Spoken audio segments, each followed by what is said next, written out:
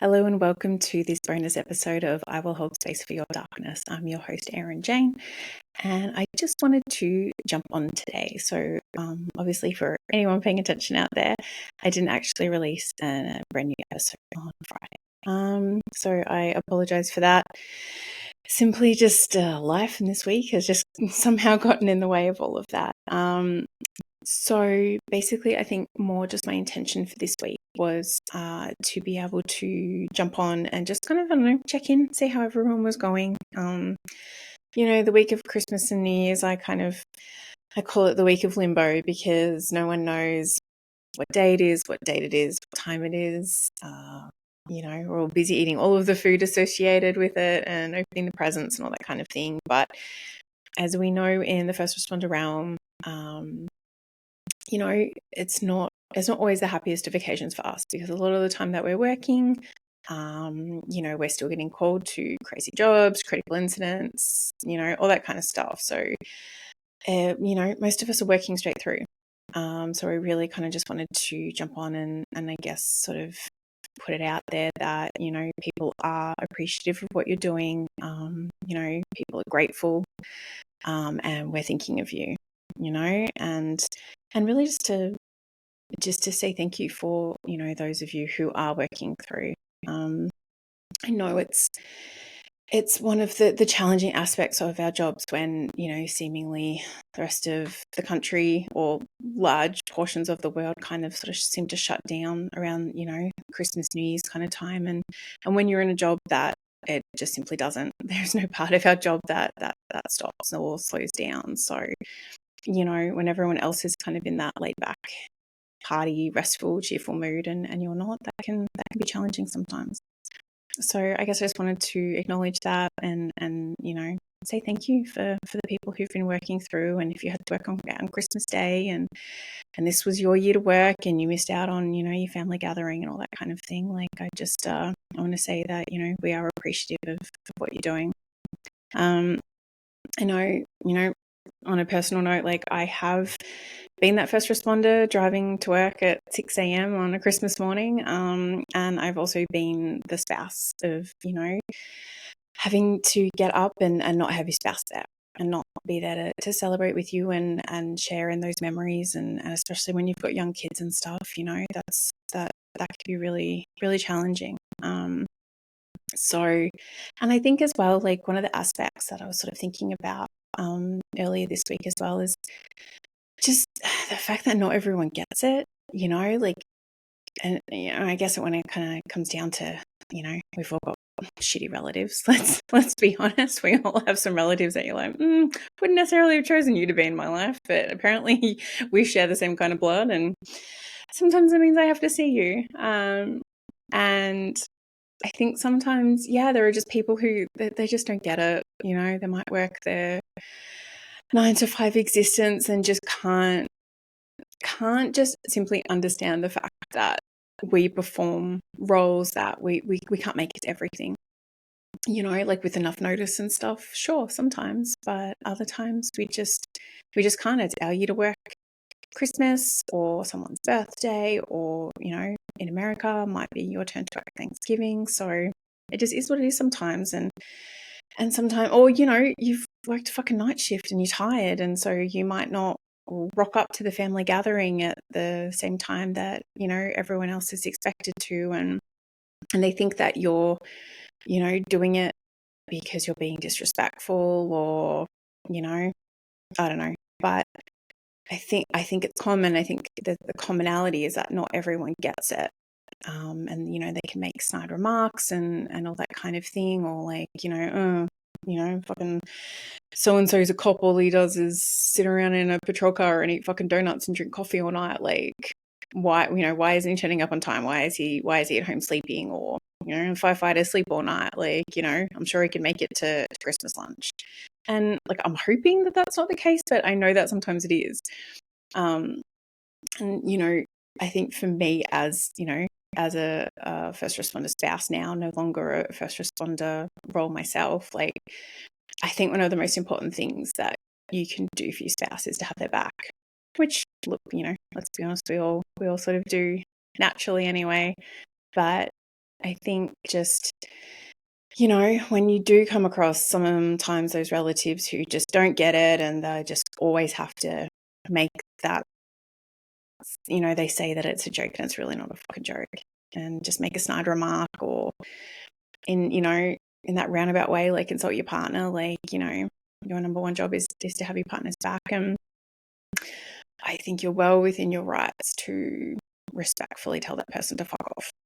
If they don't get it, and sometimes they either don't want to get it or they just don't care or whatever else. So, everyone sees people throughout the holidays that maybe they wouldn't see all the time, and maybe they choose not to see all the time. But it also doesn't mean you have to put up with their crap either. So that's kind of just my 2 cents on it.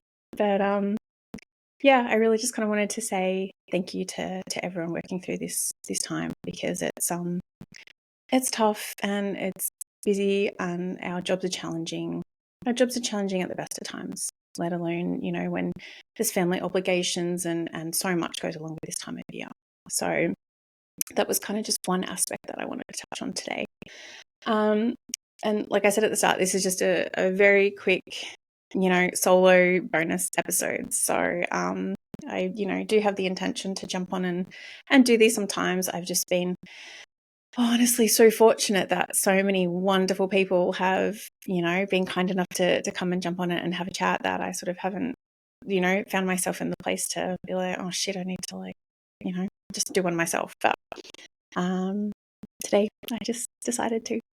And so one of the reasons why I did decide to is because I wanted to talk about reflections and intentions. So reflections of the past year, good old 2023, and perhaps, some intentions for the coming year. And so for me, this really started, rumbling around in my brain, because a really good girlfriend of mine here in the States, she put it on a group chat, and it was just sort of like, I'm not a resolution kind of person. Like, if you are, that's awesome, good for you, and if you find things that you can stick to and January 1st is your day, then like I think that's awesome. I personally, it's just not really my cup of tea. I wouldn't go to the point to say that I think it's bullshit, but I think people do things with the greatest of intentions. But I think also, putting pressure on yourself that it's a New Year's resolution and like, there's a lot of, I believe, like, studies and evidence out there that more often than not, they don't last. And some don't last much past January 31st. So, but yeah, so my girlfriend Emily just kind of put it on the group chat about, reflections and intentions. And it really sort of, gave me pause and made me sort of think about what I wanted to sort of focus on in the year ahead. And I guess I'm not really one to reflect that much. Like, I can reflect on things that, are kind of more personally to do with me, but I'm not necessarily a backwards looking person. I try to sort of be more of like a forward motion kind of person. But it gave me like a really good opportunity, and it was sort of like she asked like the group the question of, maybe 5 things that you were happy with or proud of from the last 12 months. And it really did sort of give me pause to stop and think. So I thought I would share mine with you, that I shared with, my group of friends, because I think I found it to be a really good opportunity to go, fuck yeah, I've actually done some stuff this year that I'm super proud of, that maybe I never saw happening. And that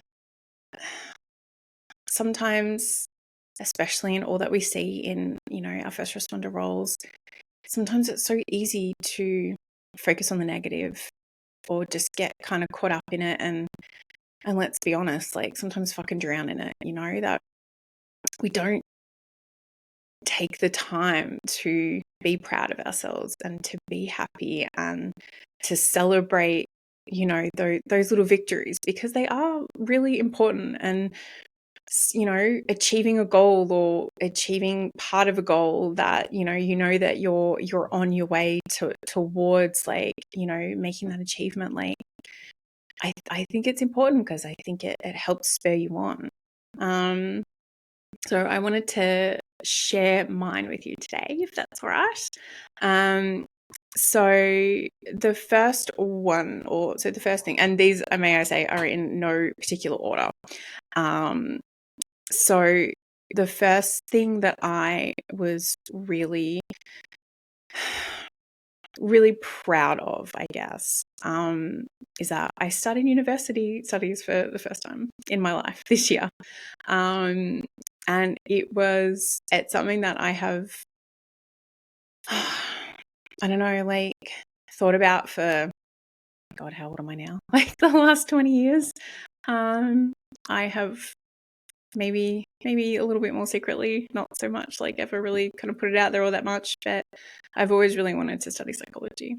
It's something that's always really interested me. And, you know, my career trajectory headed in a different direction, and I became a cop instead of going to university to study in that respect. But I always sort of have wanted to do it. And at the same time, you know, I commenced these studies this year when I was 38 years old.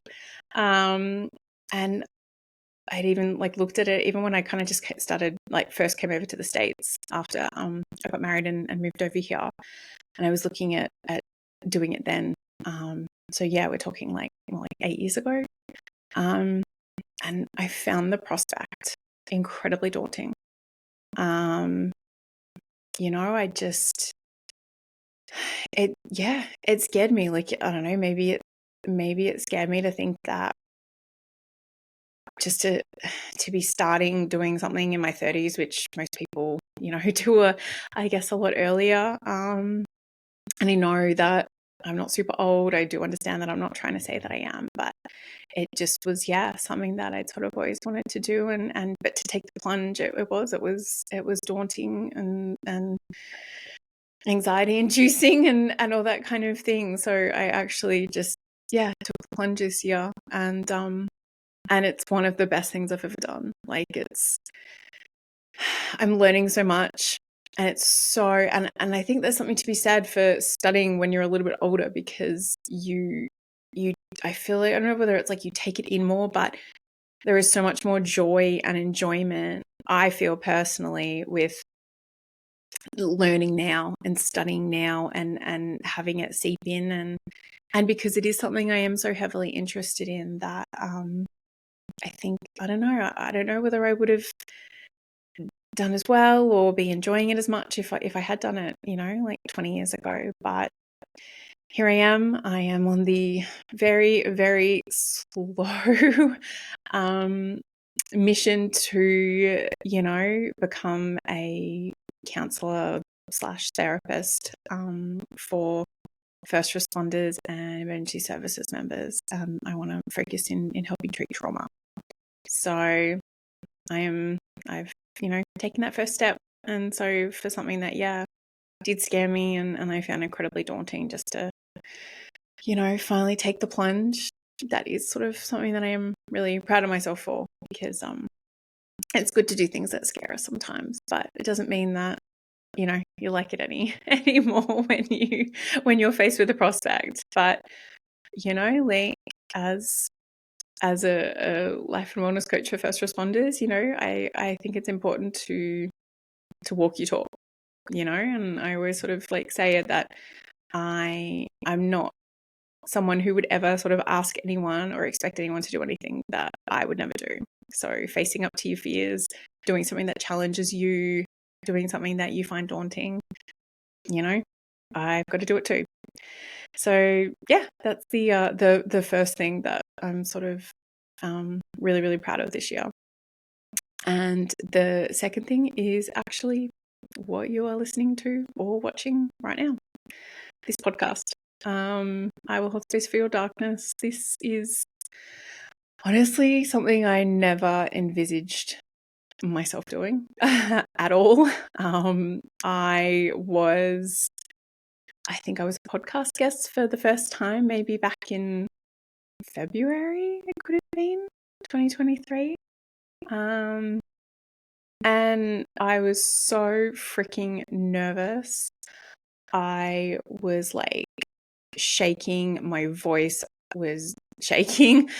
I spoke so quickly, and I was just, I think I'm normal, and I think I'm like everyone else, that I don't like the sound of my own voice, and I don't like seeing myself on camera.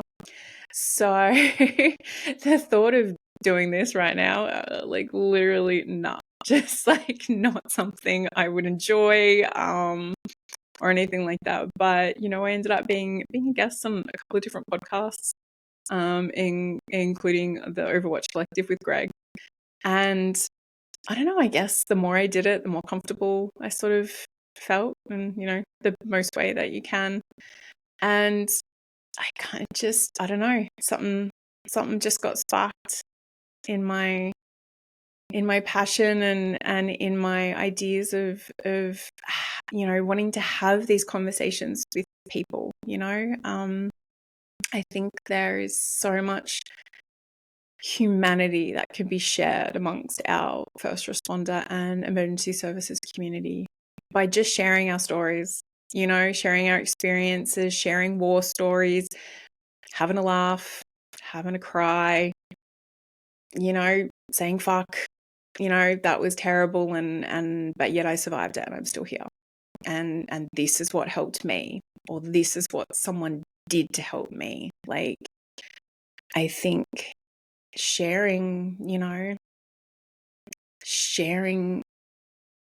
our thoughts and feelings and experiences and heartbreaks and meltdowns and breakdowns and diagnoses and all of the things, like, someone might listen and it might resonate with them, and someone might be struggling and be like, oh fuck, like that sounds like what I'm going through right now, but like I can hear that guy or that girl is okay now, so maybe I can reach out and get help. And look, I'm not saying that this podcast is all powerful and is gonna do everything that I would ever want it to do, but it's my way of, I don't know, just, it's kind of really just a passion project. If I'm truly honest, it's not something I have a massive amount of time to be doing in my life right now. But you find the time for the things that matter, and this matters to me. And the reason I called it "I Will Hold Space for Your Darkness" is because obviously it's the what would you call it, like the ethos or mission statement from my coaching business. But I think it is important to hold space for people and hold space for their darkness. And so whether I do that with a client in a coaching session, or whether I do it with someone over a screen or sitting next to me in my office while we're having a conversation, holding space for that, I think it matters, and I think it's important. So yeah, and look, let's be honest, if you are listening right now, you know that this is not the most professional or polished podcast you're ever going to listen to. And that's okay by me. It's no one's paying me to do this. I do it because I love it, and I get real joy out of it. And I think the fact that it is, raw and unpolished, and we say all of the words and tell all of the inappropriate jokes and everything, like that's kind of, I think, part of the appeal. You're just listening to other first responders having a chat, shooting the shit, and almost in like a voyeuristic way, you get to just like sit back and listen, and maybe learn something, maybe have a laugh, maybe feel something, I don't know. But yeah, it's something that I am really proud of, because it just, like, honestly, I think I decided to do this in September, and it is now, the end of December, and it's real. It's not just me sitting here talking to myself, even though I'm doing this right now. So just shut up about that. But like, it's real. There's episodes out there, and people are listening, and I'm getting beautiful feedback, and you know what? It's actually not even me who gets all of the feedback. Like, I hear from other guests, and they go, "Oh my God, this person that I haven't spoken to in 10 years, or this person I work with, but I'm not really close, they listened to my episode, and, they were like, mate, I was really struggling, and hearing your conversation, like, made me go, oh, okay. So, like, it's okay if I go and get help. It's okay if I go and talk to someone." And that was like, I got that feedback just the other day, actually. And it was one of the most beautiful things that I could ever be told, because that's what it's about. That's why I'm doing it. I don't do this or coaching or anything else besides the fact that I just care. I think the first responder population is so incredibly special, and they struggle, and there's not always the right help out there available. And I just try to be a resource. I'm not for everyone. I help in the way that I can, and I love what I do. So I think whether you come and be a guest on here, or you sign up and had coaching with me, like, the one thing you're always going to know interacting with me and talking with me is that I care. And that's all that really matters to me, is that I care, and that people know that I do. So yeah, this is number 2 on the list, in no particular order. So the third thing that I was really proud of this year is that there are a couple of things that happened during the year on, like, a personal note that I'm not going to, bore you with necessarily on here. But suffice to say that there was, some times when I got faced with, like, a choice or with a decision, and it was like a heavy choice and decision to make, and I chose myself. And as a 39-year-old woman now, like, to be able to say that I actually put myself first, that's growth for me.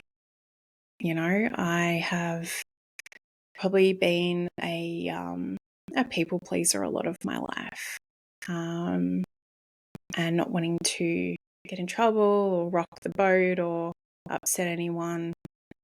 And and I'm a wife, and I'm a mother, and they're roles that are very important to me. And I guess it's like probably a natural inclination for me, and as a mum, and sometimes as a wife, and especially as a wife of, an active duty firefighter who is gone for, 24 to 36 hours in a hit. You want the best for the people in your life that you love.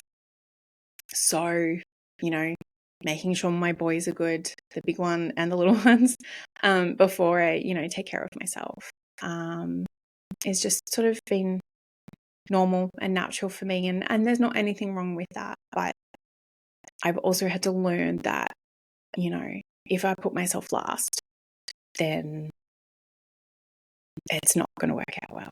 It's not going to work out well for anyone. It's not going to end well for me, and it's not going to end well for the people that rely on me and who love me and, want to support me too.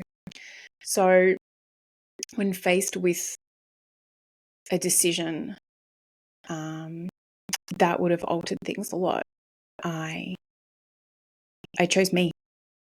I put myself first, and that was pretty big for me, and I don't think it's I don't think it's something that we always do, and I don't think it's something that we naturally do either. You know, even in the jobs we do as first responders, like, you know, as a firefighter, you run into a, you know, burning building, or try to extract someone from a vehicle, or go to a hazmat incident, and you know, you're putting your troops first and the members of the public, but you're not always putting yourself first, because that's part of your job.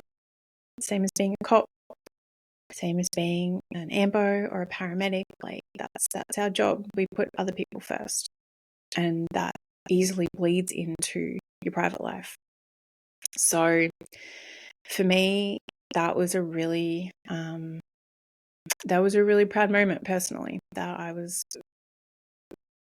very decisive in putting myself first. So that's number 3 on my list, because, you know, me from a few years ago might not have. And that is a testament to, you know, my own shit that I've worked on over the last few years. You know, like I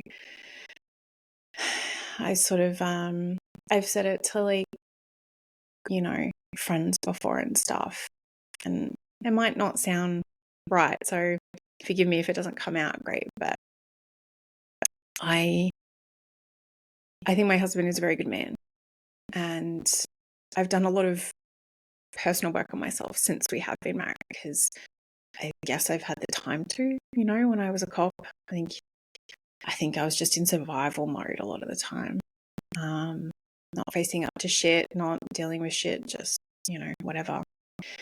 And over the last, especially like the last sort of, you know, 4 or 5 years, definitely, I've sort of had, like, taken a step back and really looked at aspects of myself and my personality in my life and behaviors, and really kind of like analyzed it and figured out kind of reasons why some of the things I do what I do, and or I act how I act, or behave how I behave, or respond, you know. And I realized there were some aspects that I didn't like.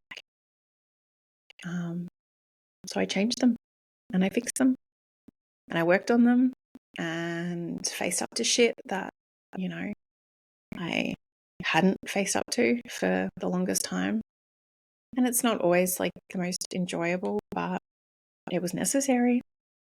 And so kind of one of the things I like to say, not like to say, but sort of the way that I look at it is that my husband found me before I knew that I deserved him. Because when we actually did meet and marry, I didn't necessarily know deep down that I deserved someone good like him. I really didn't, you know. And yes, you know, he has his faults and I've got mine, and we're not perfect, but we're good. We're really good together. And, you know, part of that is because I've worked on myself, you know. And then in choosing yourself, that's what it's all about. It becomes important at certain points in your life, as I've come to learn. So yeah, that was lucky number 3. Number 4 on my list was, I guess I've been sort of, and sometimes I post about it on Instagram and stuff like that, just getting up early and working out. I sort of became a morning workout person once I had kids, simply because it was just, you know, circumstances. It got easier. And then a girlfriend was joined the 5 a.m. club. So that initially seemed like something crazy. And then I sort of started to try it. So I'm not necessarily complete 5 a.m., but I'm normally up in the 5s, you know. Sometimes when my husband is upgraded to deputy, he's up at 5 a.m. So I'm kind of like, all right, well, may as well get up at this point anyway. But it's only about like 5:30-ish to get up and work out. And it's so that, you know, I can fit it into my day, because otherwise it just doesn't get done, you know. And so number 4 was I'm proud with the consistency that I have been able to maintain, to keep showing up like 5-6 mornings a week. And it's even when, I haven't always seen the results that I've wanted, or I've gotten injured and all that kind of thing. Like it pivoted a little while ago for me. That was once motivation, had turned into consistency, and consistency turned into discipline for me. And I'm proud of myself for allowing it to become a discipline, become a habit, become something that feeds me in such a positive way. Because, it's easy just to, let things like that fall by the wayside, and remain, potentially unhappy with certain aspects of yourself, and just be like, oh, fuck it, like this is just how it is. And it's like, well, I'm kind of the person, or I'm more of a person that I'm not going to complain about something without trying to do something about it, especially if it's about me, like I'm not going to sit there and complain about feeling unfit or feeling in a certain way while, as my husband would say, sitting on the couch eating bonbons.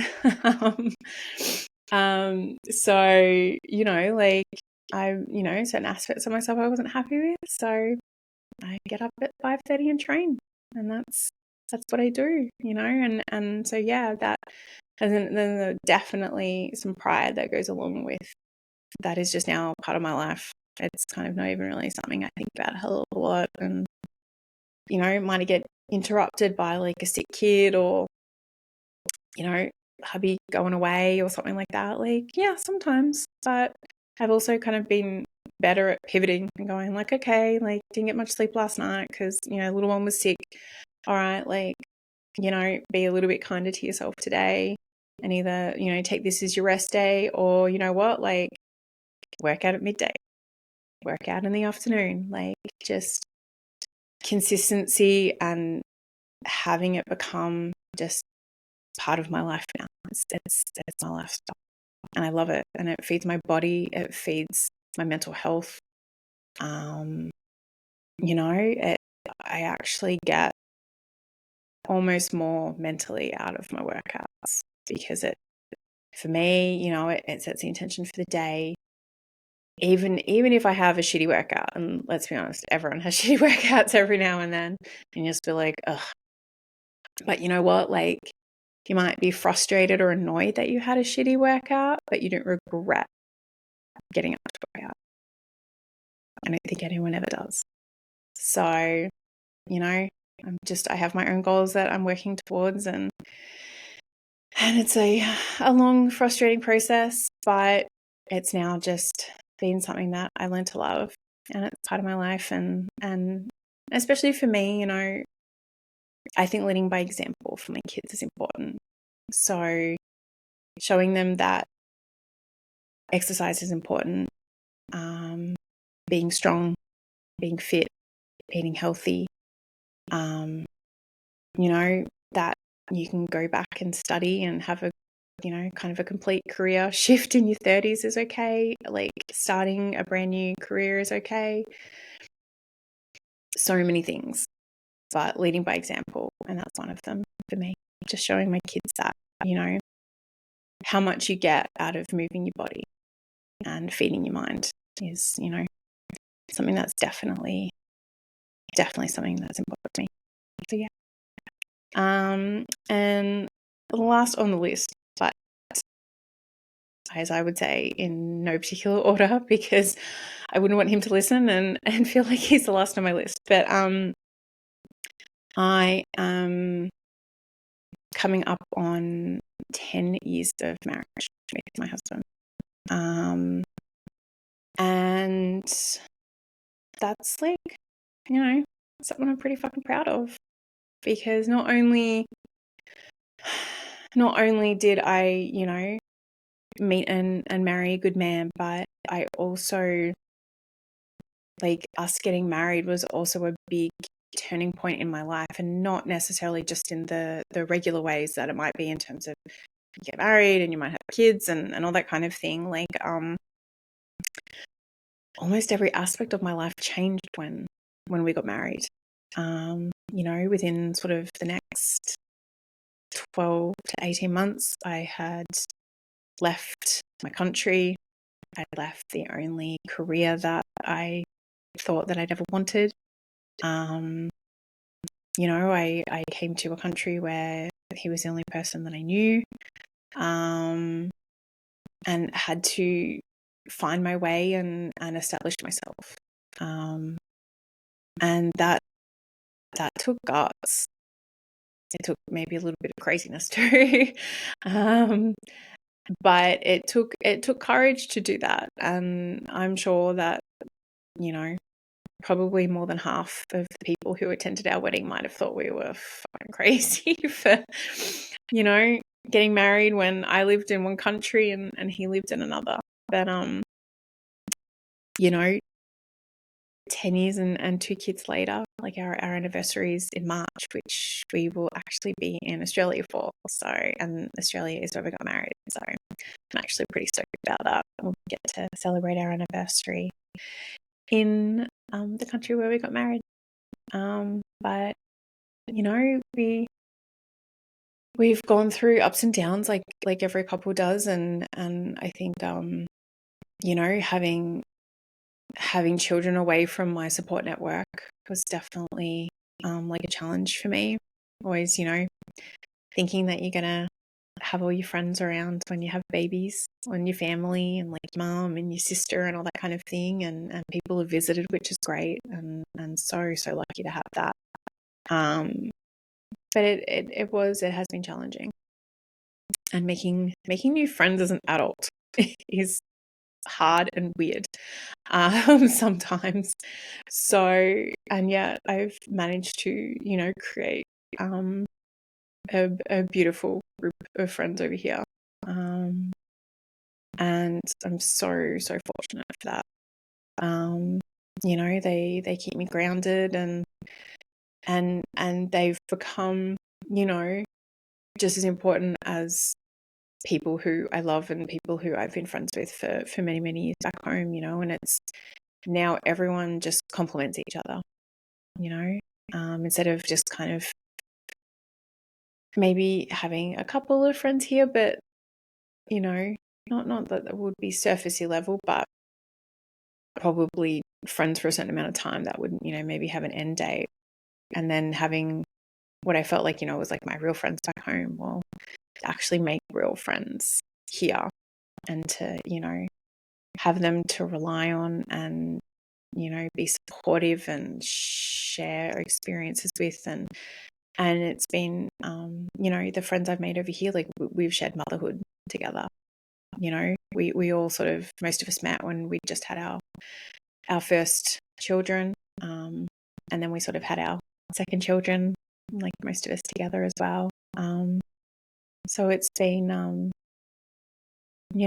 then with the pandemic happening at the start of 2020, we were meant to fly home to Australia, and we had to cancel our trip because they were closing borders, and we didn't know if we were going to be able to get into the country. We didn't know if we'd be able to be let out. There was so much, confusion and uncertainty back then.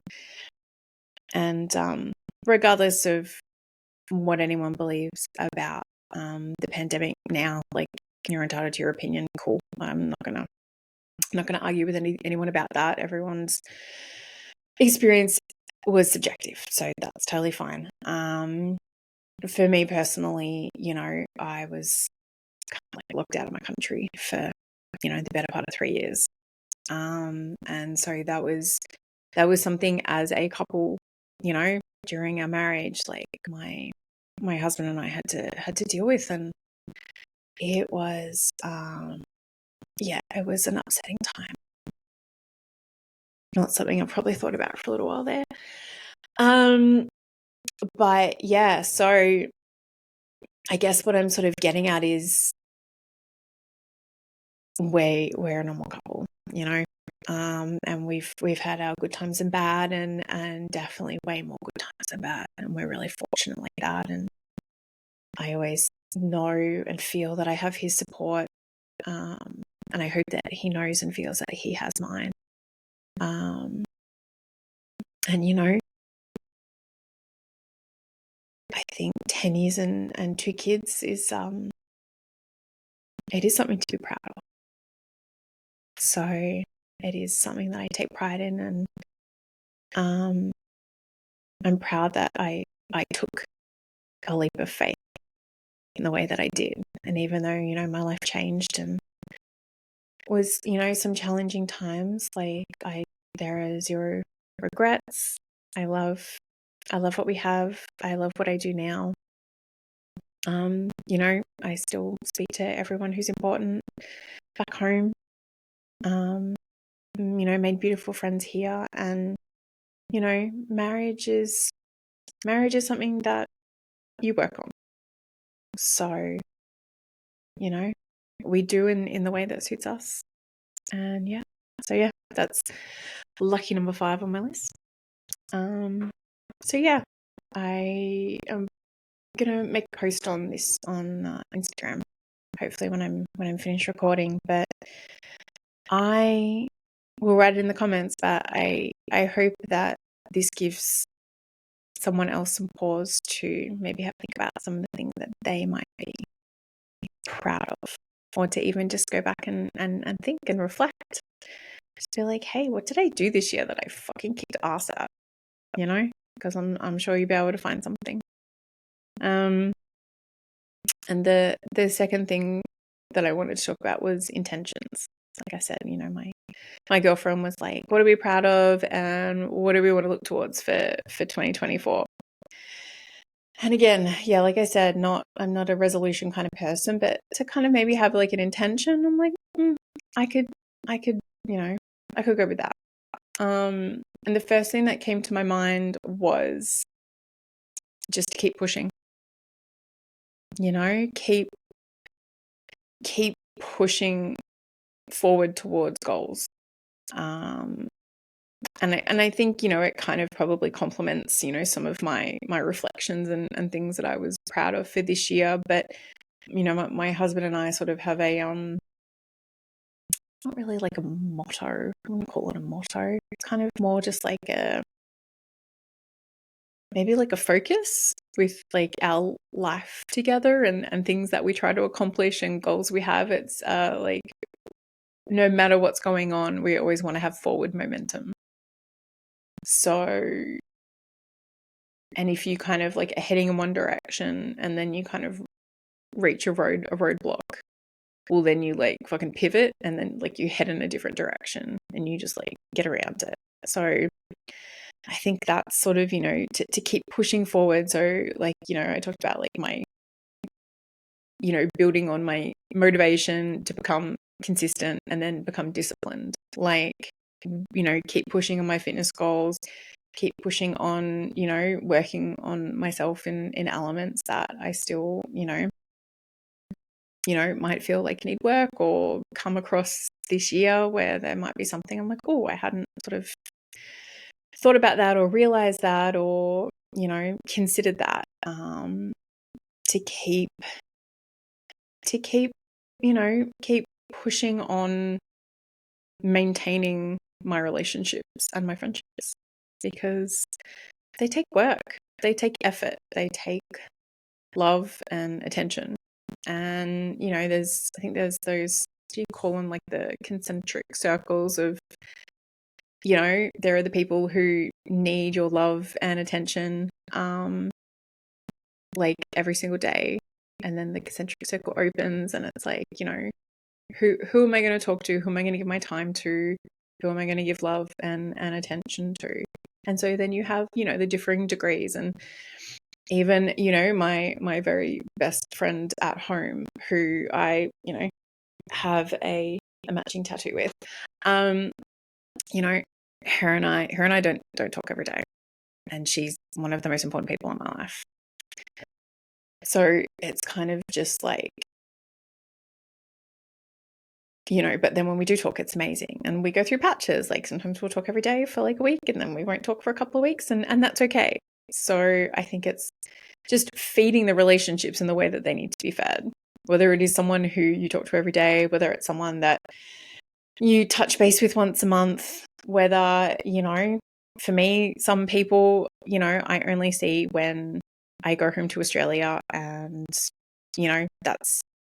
that's enough for us. That's the stage of our relationship or friendship or anything else. And that's cool. Like there's varying degrees and everyone's busy, so I don't sit here kind of thinking that I need anything really special from anyone, or think that anyone needs anything in particular from me. But I think just letting someone know that you care, or letting someone know that you're thinking of them, or just shooting through. I mean, Christ, some of my friends, all we do is send fucking reels, stupid, idiotic things to each other, and that's my what like the way that we communicate. Which I know I'm not alone there, so it's I think that's just something that I want to keep pushing on, or keep pushing and focusing on is feeding the friendships and relationships that are important to me. That's just one of my things. And yeah, like to keep working toward my goal of like with my study and with my education. I know that this is going to take me years, and I've had to reconcile that to be okay with that, and I think it actually does make it easier for me, and it gives me the driving force and motivation, because I'm not just kind of like, I'm just going to study and see where it goes. Like I actually know my end goal. I know where I want to get to. I know what I want to do. But in saying that, I have to also sometimes remind myself that I'm one person. I have other responsibilities. And I can't go at lightning speed if it's going to burn me out, because I'm not going to be any good to anyone. So I am doing it at the pace that I can with the other responsibilities I have, but with the end goal in mind. I'm just enjoying it so much, and I'm learning so much. And one day along with being able to be a coach for first responders and emergency services members, one day, hopefully in the next few years, I'll be able to offer them, therapy and counselling services too. So that is just something that I have to keep pushing towards, keep pushing for, keep pushing myself to, I wouldn't say maintain interest in, because I'm so passionate and interested in it, but just, keep putting effort into it, I guess, because it is important. And, we could all get fatigued and stuff at certain points, but I think for me it does help to, have that end goal in mind. But yeah, so reflections and intentions, that is what I wanted to jump on here and talk about today. So if anyone listening wants to share any of theirs with me, feel free to email me. Feel free to reach out on Instagram. And I really hope that you will give yourself the opportunity to kind of look back and be like, this is what I did good this year. This is what I'm proud of. This is what I'm really happy with. This is what I achieved and accomplished, and fuck yeah, I did.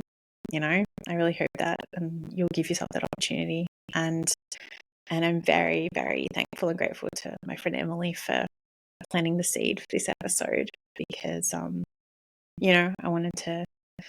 wanted to jump on and kind of say something for the end of the year. So yeah, I guess my final thought is it's really just to say thank you. Thank you to anyone who has been listening, whether it's just to this episode or any of the others. Thank you for for giving your time, because honestly, time is the most precious thing that any of us have. So if you're taking your time to listen to the conversations I'm having, it's appreciated more than you'll ever know, and more than I'll ever be able to convey. And I'm so eternally grateful and thankful to all of the guests that have similarly given their time, and given us their truth, their vulnerability, their experiences, their stories, sometimes their tears. Like, it has been an absolute honor and a downright privilege to have spoken to some of the people that, I don't know, someone's like all of the people, but as in, like, everyone's had a different experience. And I think that's kind of like the one thing that I've been able to show is that, you can have like joined the job at the same time, you have worked for the same organization, you can do all of the things and have very vastly different experiences. As I think anyone who would have listened to Elise and Haley's podcasts, vastly different experiences. And just, reflecting back, I'm so grateful that these people just took a chance on coming on, this, what probably seemed like a silly little podcast, but, people gave me their hearts and gave me their time, and shared some of their like deepest, darkest experiences. I think about Michael from last episode, and in particular I think about Travis Gribble, who gave me like over 2 hours of his important time to come on here. And yeah, some of my friends from Australia, and there's some episodes that are still in the works and haven't come on yet, so they won't come out till the new year. But honestly, I'm just, for something that I really never thought I would ever do, be start a podcast, and yet here I am, and I honestly love it, and I'm just so thankful and so grateful for the people who have given me their time. And so if any of you are listening, you know me well enough to know that I'm generally very wordy and verbose, but I thank you from the bottom of my heart that I will hold space for your darkness is real and relevant, and it's what I mean. I will hold space for your darkness, and I hope that I was able to do that during our conversations, and that you felt respected and listened to and heard, and that you felt empathy and compassion from me in the things that we spoke about. So I think that's probably about it. I'll wrap it up, and sort of gonna try to release this probably tonight, so we'll see how we go. But if you've listened, I really appreciate your time for this episode and all of the ones that you've listened to.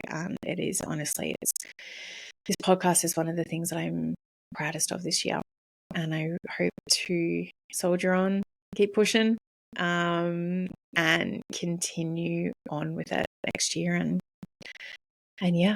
so if you are listening and you are either a current or a former first responder and you would love to come in and share this space with me, I would love to have you on. So get in touch, and we're having some great conversations. So you are more than welcome to come jump on with us. All right. I will leave it there. I want to wish everyone, I hope you had a lovely Christmas. I want to wish you a safe new year. If you are working, stay safe. If you are partying, stay safe. You're having quiet night at home with your family. I hope that you enjoy it and cherish it. Okay. This has been just a sneaky little, well, it was meant to be a little. Clearly, I ramble on a little bit too much. This has been a bonus episode of I Will Hold Space for Your Darkness, a first responder mental health podcast. I've been your host, Erin Jane, and I am eternally grateful for you listening today. Let me listen in a way that you have never been heard. Cheers.